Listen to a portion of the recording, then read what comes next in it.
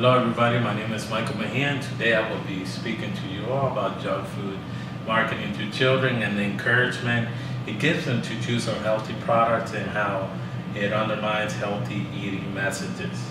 Now children do need to be protected from such marketing by applying a 9 p.m. restriction on television advertising and similar controls of non-broadcast types of marketing, including websites, smartphone apps, and other promotions. Now, junk food advertising and marketing does work, and children are constantly being bombarded both through traditional forms of advertising such as television and billboards, along with new techniques out there on the internet. And of course, there's also in-store promotions. Now, child obesity has become known as an epidemic here in this country and linked to many diseases such as diabetes and high blood pressure. Now, everywhere on TV, no matter the channel or the time of the day, you are bound to see some type of fast food advertising or junk food on the television. And they're mostly targeting children. Now, with that said, today I will be touching bases on why this topic is so important. I will also talk about the types of junk food and fast foods. And finally, I will discuss the progress so far and the solutions. Now, junk food marketing can most times contradict the children's abilities to choose better food and their parents' efforts to feed them a little bit more healthily.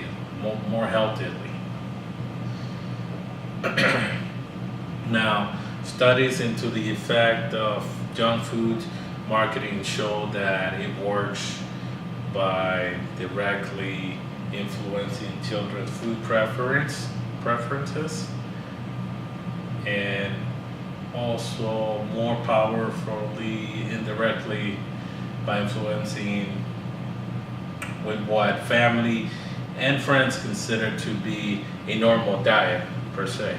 Now, food advertising and marketing, which is almost always for unhealthy products, plays an important role in encouraging unhealthy eating habits in children, which are most likely to continue into adulthood.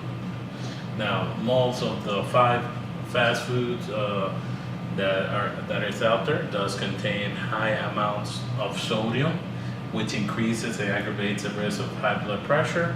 There are many harmful influences of fast food health, such as obesity, diabetes, heart problems, and any other type of chronic disorders.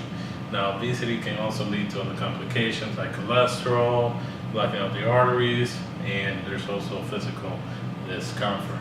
Now, according to a report, 70% of 3-year-olds do recognize the McDonald's symbol, but only half of them know their own last name.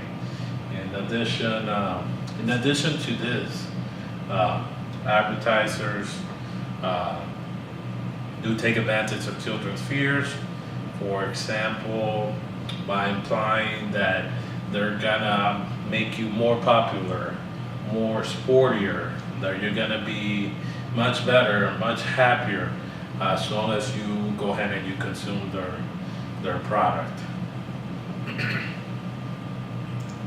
Now, fast food and junk food might seem a little bit delicious, especially when you're in a hurry, and at times convenient when you decide to buy or grab a bite in a hurry. But unfortunately, it can harm you and your children in the long run. Now, if you look out there, there's burgers, sandwiches, hot dogs, cold drinks. There's sodas, which are easily available at very low prices.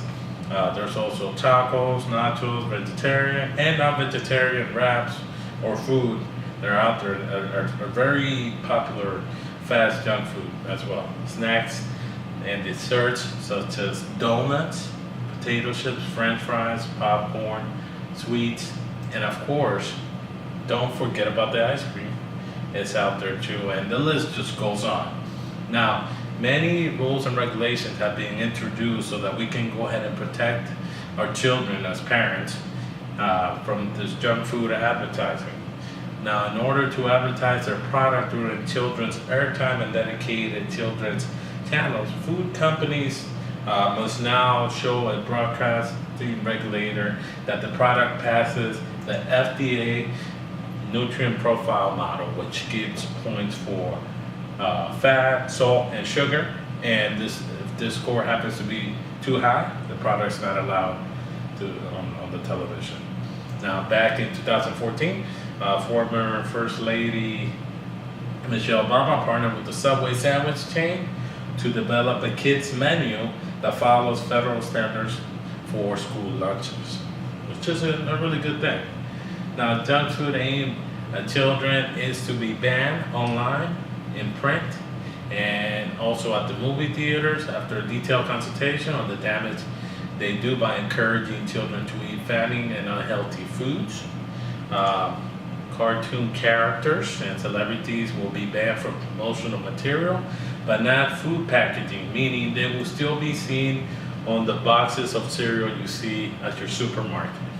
Now, ads for products with high fat, salt, and sugar content will no longer be allowed on video sponsors, video sharing platform, and sponsored games, which are likely to appeal to children under the age of 16. Now, promotions, licensed characters, and also celebrities popular with children will still be allowed for healthy food and drinks products only. Now, just to conclude here, we're all part of the solution. And if we establish a mechanism for protecting children from unsuitable material, both content and advertising, when they're mostly actually watching this. Now, the food and advertising industry continue to argue that all foods can be part of a healthy diet. In fact, the balance of them is so important that all foods can actually fit into a balanced diet. Now, this involves an appropriate intake of all nutrients over a period of days, and this is identical to, let's say, saying that all foods, however bad their nutritional quality is, can still fit into a balanced diet, provided that you hardly ever eat them. Now, unfortunately, children eat large amounts of junk food all too frequently. If for some reason children are eating unhealthily or unhealthy foods, then what balancing their diet really means is eating less of the junk foods or fast foods and eating more healthier food. Now, one thing for sure is that we can all agree is that the foods children should eat more of are rarely being advertised and receive little to no promotion at all. Thank you.